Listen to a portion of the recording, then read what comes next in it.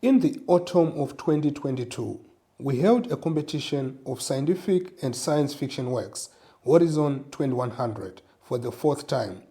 During these 4 years, our project has already covered 75 countries of the world.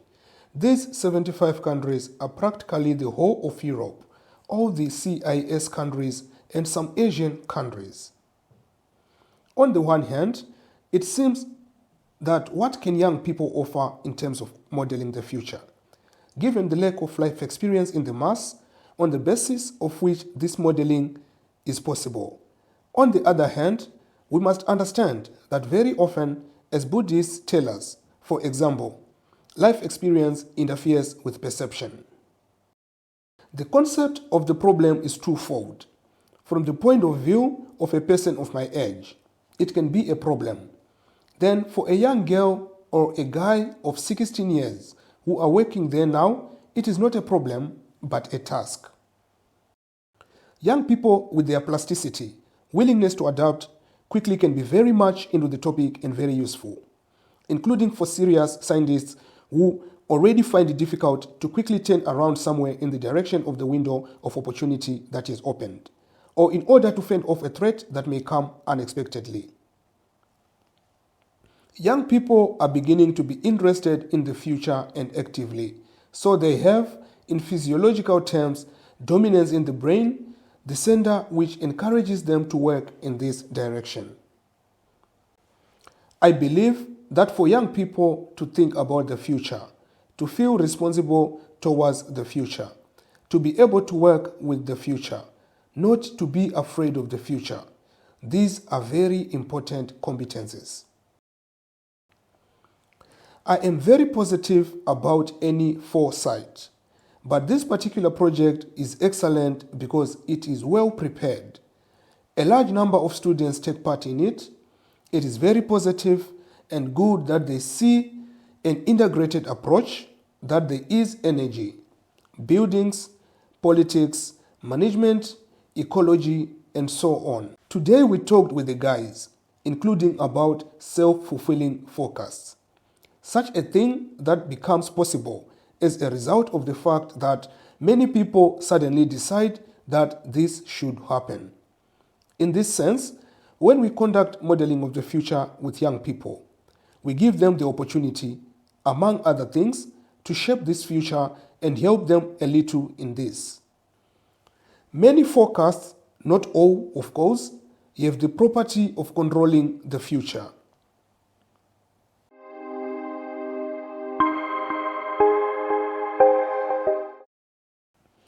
I have said news. Most people already live for nothing, and their life is quite meaningless. Most likely nothing will change for the better here. There will be a minority of people who have some meaning in their lives, who have reflected on how they think, why they think, and what they want to do. And most people who don't even understand their programs according to which they live, just do what they are programmed for. A huge number of options and variations of answers. But as Porthos said, I fight because I fight. The meaning of life is in life itself. No need to look for any other messages. Love, career, fame, helping others, caring for the environment, caring for others, caring for yourself, greed, nobility. I think that all these traits will be inherent in a person in 100 years. But how will they be expressed? What will be the instrument of their formation? Through some other tools. Here, of course, technologies can greatly modify formats. Everyone will see a wider horizon in front of them. In accordance with this, more widely visible horizon. Set more complex and interesting questions before yourself. We always live for the sake of the people around us. There are no other answers. We always interact with our family. We always interact with our friends. Man appeared as an interacting, communicating being, developed like this, and it will continue to develop. For me, the main thing in the future is to seek and find my place in life, create my family, develop my country. Today we have a forum, and the guys, the ones who came, it is clear that not all of them could come.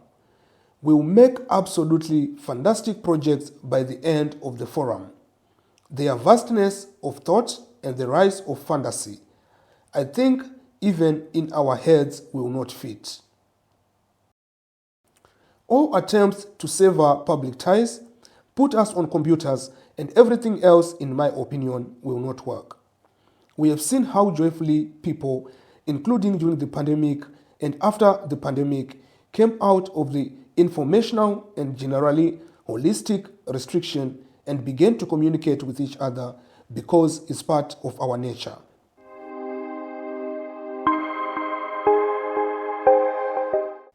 I would say that the family is already almost a thing of the past as a significant institution.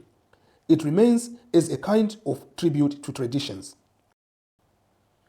The diversity of families has been growing over the past century, and probably it will reach some theoretically imaginable variety pretty soon if it has not yet reached it. In any case, it seems to me that a person will somehow strive for a family. It will remain, but is very much modified. This is still an open question. I think so. Perhaps the value of the family will move more and more into the boutique because a real family will become a treasure and a rarity. Different works of fiction about the future show different branches. You know this very well. Somewhere, the family is replaced by robots and artificial life, for example. I believe that with such a development of technology, it is probably possible, but it seems to me that no one would replace a person. I fully agree that in 100 years, there will be love, family, but the question is which one? With robots, or will it be the same classic relationship as we have now? Therefore, we look in, we fantasize, but we will see how it will be, we will live. The Family Institute will be hampered by economic problems. I cannot list all problems that will affect this aspect of life, but I can say that the institution of the family will be preserved. In some countries of the world, perhaps in the poorest, the family will be preserved, and in the richest, it will slowly live. The fact that old family values will remain is a fact. If we as a species grow out of a family and, for example, as now there are no orphanages in Dagestan because society has chosen to support children regardless of whether they have parents or not. The very Viking approach resonates in me. 1,000 years ago, if you really believe the textbooks, when parents raised their children to a certain age, let's say up to 4, 5, 6 years old, and then they became members of the community, and the whole community was engaged in the education of all children. I don't think that love for another person will play any big role. That is, today we are rather underdeveloped beings, and therefore we have this program to find a mate, to find close partners, most likely for a person in 100 years, for who he will become. Love for the universe as a whole and humanity as a whole will be more important than for individuals. There is a huge margin of safety in our inner being, including ethical strength. What am I talking about? Men originally appeared as a kind being with understated aggression. This is evident from our fangs, and being who solves problems together and collectively. Love is eternal. Of course, because she is the creative force.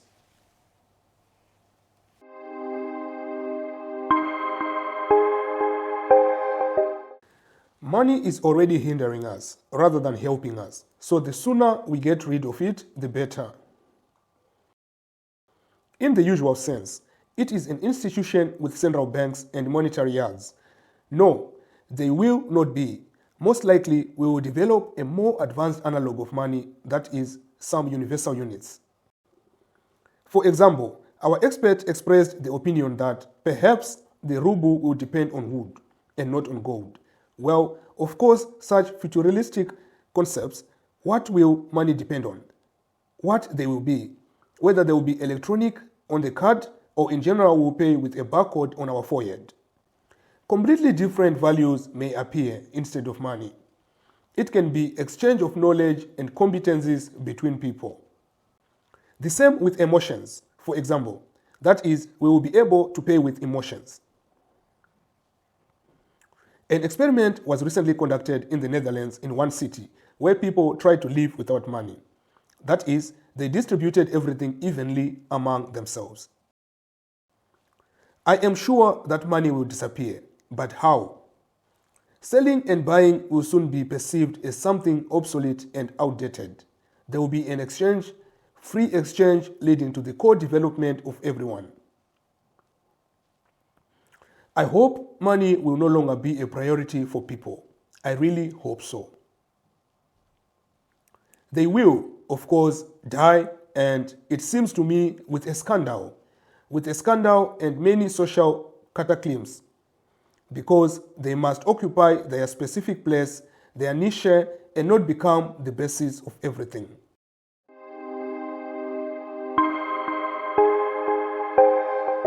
I believe that in the future, humanity will try to make the earth habitable. So, in fact, we have to stay here on earth. If humanity does not start loving its land now, then perhaps somewhere on another planet, if there is, both on the moon and on Mars, and of course on Earth and on the spacecraft. Maybe it will live underwater too, some colony underwater.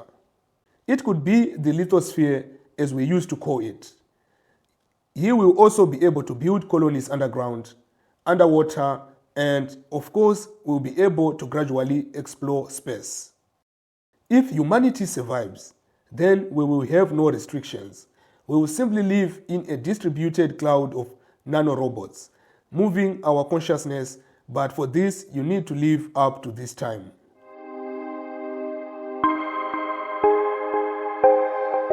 The stream, waterfall, fireworks of problems will be endless. To think that she would once be on the side of the city of the sun would be naive. It seems to me that humanity has already had enough of these illusions. So there is a problem at the individual level. They will remain. People will still suffer from loneliness, from various diseases. They will still suffer from various disharmonies in society. If we don't change our behavior now, there will be serious environmental problems. The population can also be. The number of people is growing endlessly. This is what will be a problem. I assume that there will be diseases either related to the economy or related to poverty. If earlier it was death that was the main challenge in the life of mankind, and humanity came up with different philosophies, religious systems, science in order to create this or that state of immortality. Now, the question arises if there is a system that is also capable of thinking, perhaps even faster, perhaps even more precisely, say robots on an auto conveyor. They screw the nuts and assemble the bodies more accurately than a person. And it's easy to extend this analogy to other areas. If it seems that, for example, robots educate children more accurately, are able to train them more strictly into something square, like and very smart, I exaggerate, but the idea is clear. What is the specificity of us as human beings? There will be a rivalry between natural intelligence, human, and artificial, but I don't think a full-scale war can unfold because artificial intelligence will obey natural, that is, us. Artificial intelligence is developing very fast now. It is important to understand whether people will be able to responsibly control what happens with this technology. I think it is necessary to work on the issue together with world governments. The role of man-made methods of reproduction of people will increase. The possibilities of reducing the feeling of loneliness due to the cybersphere will increase. That is, many people can play cyber games so much that they will not need anything other than a family. They will not need any society. There is such a serious risk. Due to the depletion of the ozone layer, there is a higher probability that ultraviolet radiation will increase. This will increase the likelihood of new diseases, new types of cancer that can affect the human race. If we talk about civilization, then diseases are not so terrible that there is the exhaustion of resources and the exhaustion of development potential.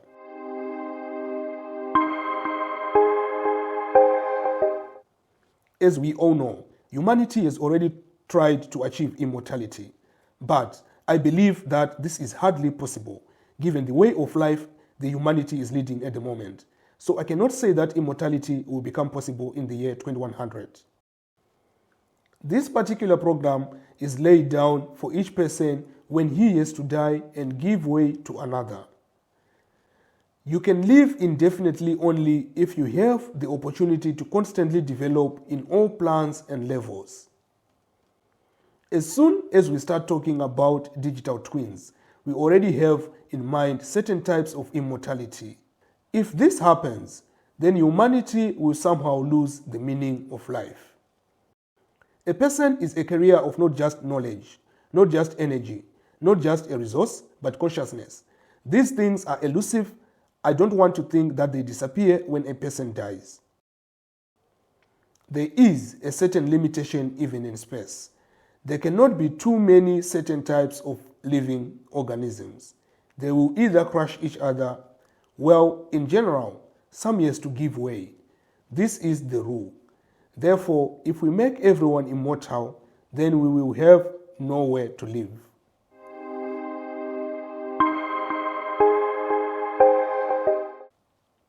A long lead does not necessarily mean poor forecast quality. For example, if you predict in geology, then 1 million years is a trifle. You need to consider at least 500 million years. Only then can this forecast be sufficiently reliable. In 100 years, of course, we can invent some technologies. We can create some flying cities, put them into near-Earth orbit, and from there launch them using new principles of new physics to other galaxies. I think one direction is that people will learn to grow some organs from living human cells that will replace underdeveloped and diseased organs. Those people who transform into post-humans, who would switch from a biological career to a non-biological one, will already live as long as they want in any capacity, without worrying about diseases or aging. It seems to me that a person should be able to choose how long he wants to live, depending on how a person feels about himself, what potential he sees for himself. In another scenario, we say goodbye to the concept of disease. They just won't be there. Of course, there are many ways of the future, but I still want to believe that the most optimistic scenario will be implemented. There was such a well-known science fiction writer, Jules Verne. 87% of his dreams have come true. Do you know why? Because people like you, at that time, read his books excitedly, imagined it, and feeling of inventing a submarine, inventing something else, tried to implement it themselves. That is, it turned out that the forecast prediction of Jules Verne was recognized by those young people who read these books. At the same time, despite the negative trends, the creative power and energy of young people around the world is increased. We affirm this with all responsibility. It is today, on the basis of the knowledge and experience of past generations, that young people are ready to begin to form a new way of life for future generations. It is fundamentally important that the efforts of the United Nations in order to achieve its goals as much as possible should be supported by people of goodwill around the world, primarily young people. Today, young people declare themselves in full voice.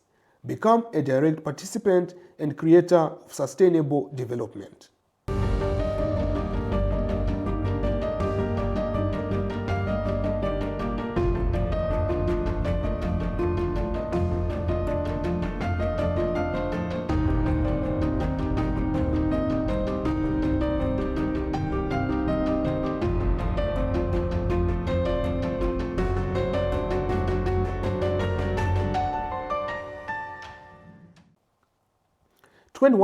Here, we saw that it is extremely interesting for young people. I am very glad that such an event appeared at all, and God grant it will continue and unite young minds around the world. Talking about the future is fine. If we talk about it openly, it will allow us to live with a vision of the future, and we will be able to move towards it effectively and overcome stagnation. That year we participated online.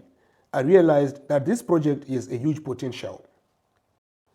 I am glad that I participated, and I hope that I have influenced the life of some of the students. I'm from America, and I don't speak Russian well. In my opinion, the participants know this fact, and despite this fact that there is a language barrier, everything works out. We can learn and learn more from everyone. I hope they won't give up. They have unique, important, and bright ideas. I'm sure that they will do great things in the near future. This is the 5th year I've been involved in the project. I consider it unique because it unites not only experts but also young people so that they all think about their future together. Modeling is about building a better world in our heads. It is very good when young people have this better world. They at least understand what to strive for and do not exist in a postmodern grey reality in which there is no past and no future.